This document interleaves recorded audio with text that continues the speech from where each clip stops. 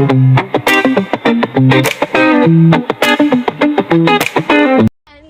is Freya!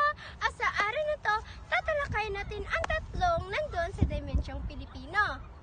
Na kung paano inalagaan ng ating mga ninuno ang pagbubuntis, panganganak at ano ang tradisyon nila noon. Dahil noong unang panahon, wala pang hospital at doktor, pero may mga taong esperto nito. Una, mananabang o tinatawag nating midwife ngayon.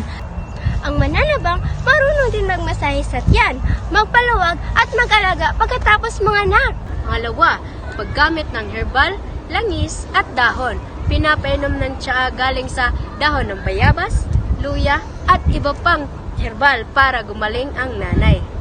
Pinapahidan din ng langis ang tiyan para hindi masyadong masakit. Pangatlo, panganganak sa bahay. Karaniwan nanganganak sa bahay lang, sa banig o sa pagpag.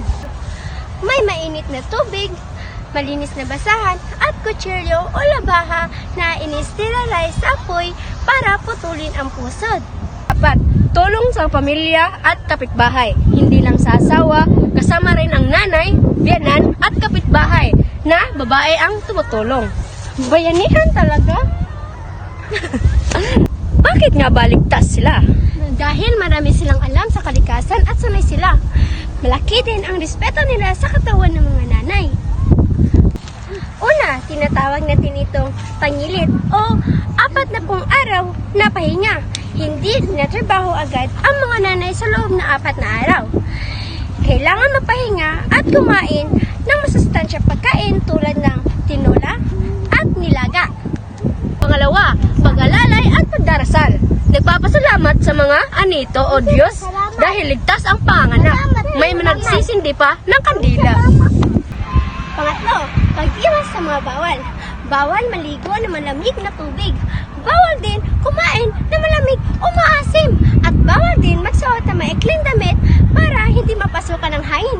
O sa Cebuano, tinatawag natin itong butod.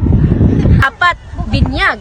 Sobrang importante ito para sa mga Katoliko. Nagpa-party ang buong barangay, may mga ninong, ninang na tumutulong sa paglaki ng mga bata.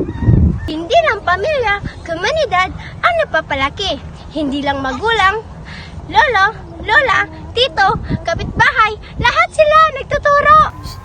Sa pamamagitan ng kwento at pagkanta, tinuturuan ng magandang asal gamit ang alamat, bugtong at saliwikain. Kahit wala pang hospital noon, pero may sarili silang paraan. Ang mga mananabang at tulong ng komunidad ang kanilang lakas. Ang mga ninuno noon ay napapakita na ang pamilya, respeto at pagtutulungan ay ang tunay na puso ng mga Pilipino. Ito ang dimensyong Pilipino, ang kapanganakan, buhay at kultura ng ating mga ninuno. Maraming salamat po!